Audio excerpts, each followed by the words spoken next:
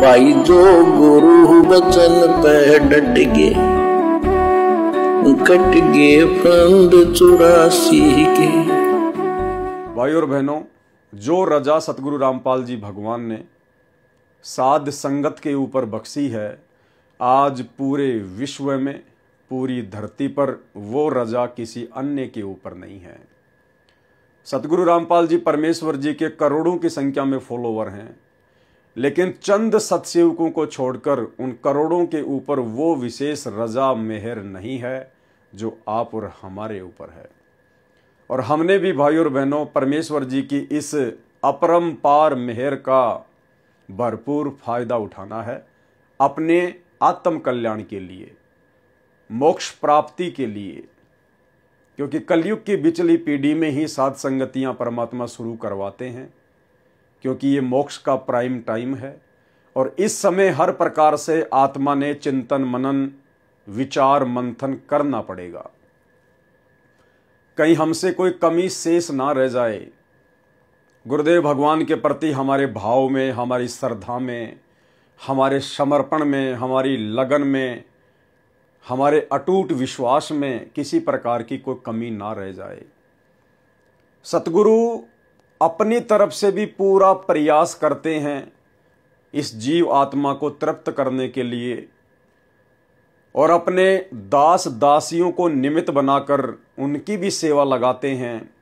ताकि साध संगति के माध्यम से गुरुदेव भगवान के ज्ञान के ऊपर विचार मंथन करके, चिंतन मनन करके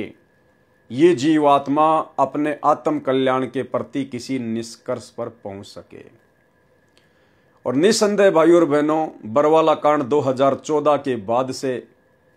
आप और हम सभी आत्माओं ने जो साध संगति से जुड़े हुए हैं, हमने गुरुदेव भगवान की इस चिंतन मनन वाली विशेष रजा का भरपूर फायदा उठाया है, सैकड़ों की संख्या में साध संगतियां कर करके। अब वर्तमान में गुरुदेव भगवान ने दया बख्शी है। जो जो पुस्तकें गुरुदेव भगवान ने अपने कर कमलों से लिखी है या अन्य भगत भाई बहनों के द्वारा लिखी गई है, उन पुस्तकों के ऊपर जो वर्तमान में वीडियो बनाने की प्रेरणा गुरुदेव भगवान ने दास को दी है, ये एक जबरदस्त रजा है गुरुदेव भगवान की, एक जबरदस्त वीआईपी मेहर है उनकी।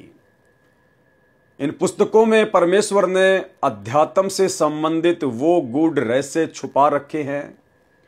जो गूढ़ रहस्य परमात्मा किन्हीं कारणवश, वो कारण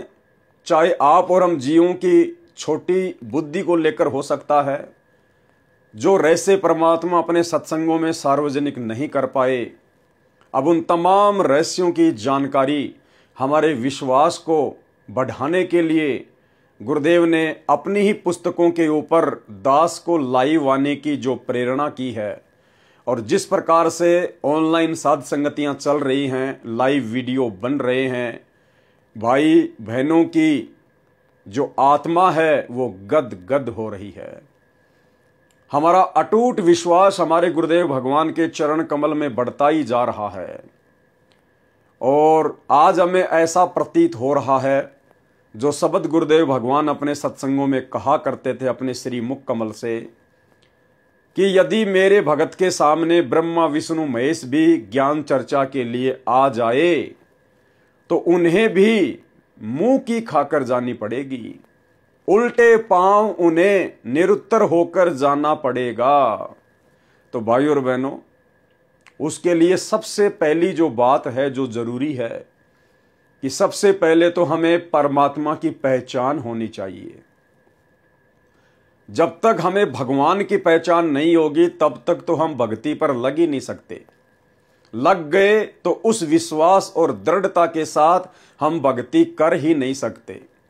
करने भी लग गए तो हम सफल हो ही नहीं सकते। इसलिए अध्यात्म की सबसे पहली जो आवश्यकता है, अध्यात्म को शुरू करने के लिए, भक्ति को शुरू करने के लिए, आत्म कल्याण के लिए, वो है परमात्मा की पहचान। आज निसंदेह सतगुरु रामपाल जी परमेश्वर जी की पूरी संगत को ये तो ज्ञात हो गया कि कबीर भगवान है, कबीर देव ही परमात्मा हैं। लेकिन 90% संगत को वर्तमान समय 2024 तक इस बात का पूरा पूरा ज्ञान नहीं है कि वो कबीर भगवान वर्तमान में कहां है। इस बात की जानकारी, इस बात का ज्ञान केवल साध संगति से जुड़े हुए भाई बहनों के ऊपर हुई है। आज हमने सारे प्रमाण देखकर,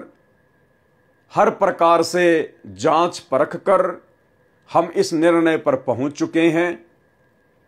कि जिस कबीर के बिना हमारी आत्मा का कल्याण नहीं हो सकता,